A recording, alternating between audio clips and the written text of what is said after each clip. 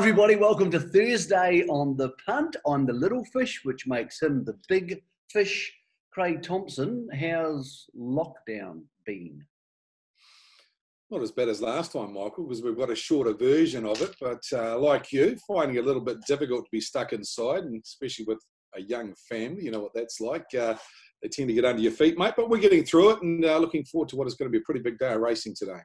Yeah, and most importantly, Craig, obviously we know that the punt's the punt, and there's far bigger things at play in the world and in New Zealand at the moment with COVID. So we hope everybody recovers from that. But it is easier, Craig, if you do what we do for a job, because last time there was no racing, so there was no work, and there was nothing for people watching this to get their teeth into.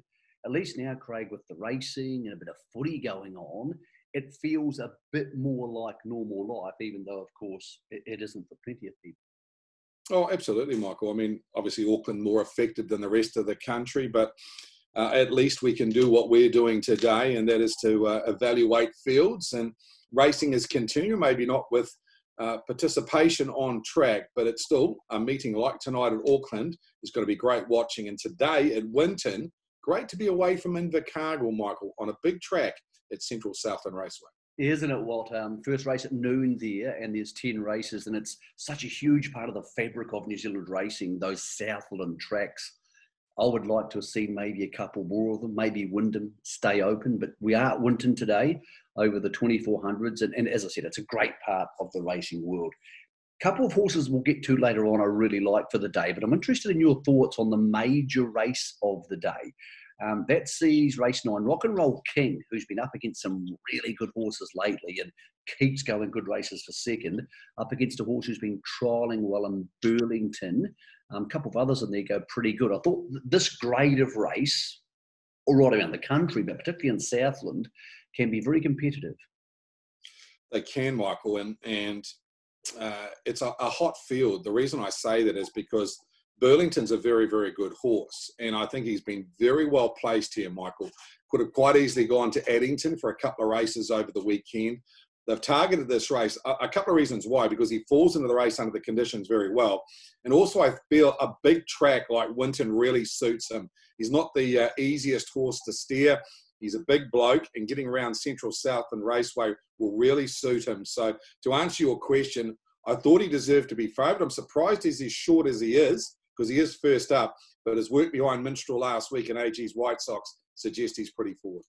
Yep, and Minstrel, of course, franked that form with a good second to Italian Lad at Oamaru, the Kuro meeting on Sunday. I thought Rock and Roll King would be hard, though, because he can get up on the speed, he's race fit, maybe he's no star, but in this grade, he's always going to be hard to beat.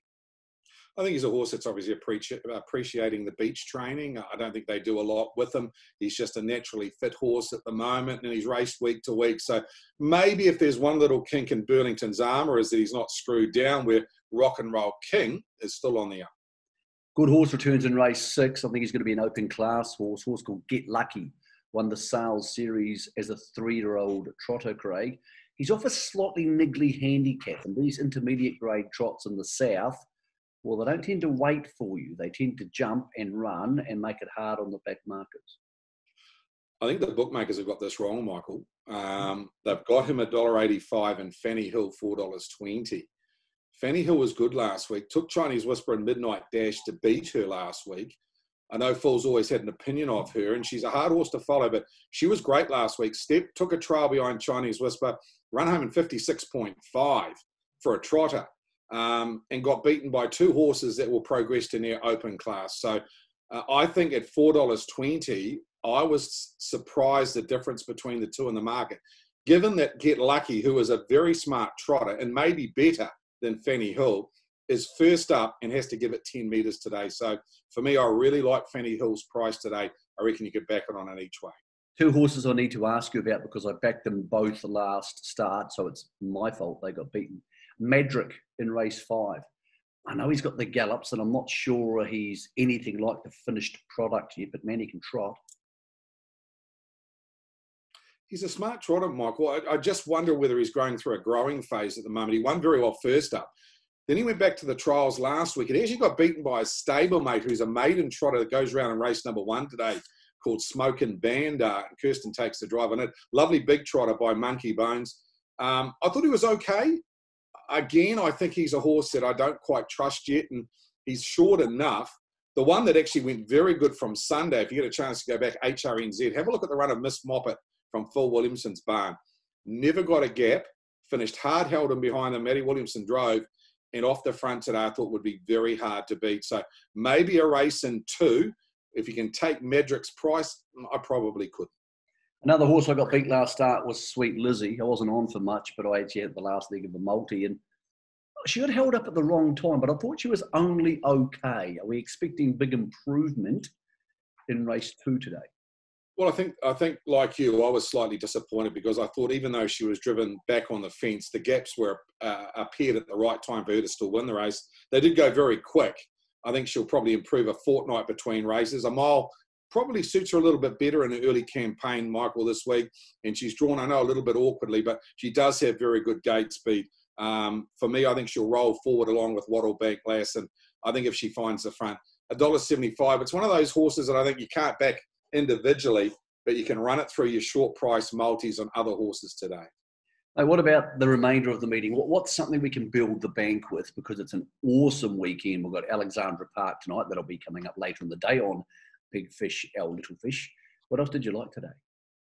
If I was backing something at longer odds, Michael, we've talked a lot about a lot of shorties at the moment that are going around. So horse in race 7 called Maya Angelou that goes around and came out of a very hot maiden field that was taken out by Rock Legend and Aladdin, the 2 All-Stars horses, one of them that goes to the Sire Stakes this week. I thought it was very good. They ran home in 27 seconds off the front. This one made ground on them from back in the field and really drops into an easier field. To put the pull-up blinds on, it's around $10. It's just an each-way bet in the right race today, Michael. For a driver that hasn't driven a winner yet, he's only his first season of driving in Oliver Kite. So good luck to the young fella today on a horse that can win. Okay, if you had one bet at Winton today, what would it be? On the value, Michael, Fanny Hill, $4.20. I priced it at around $3. Mate, we're loving that. We'll be back later on today on hrnz.co.nz with the preview of the huge meeting coming up at Alexandra.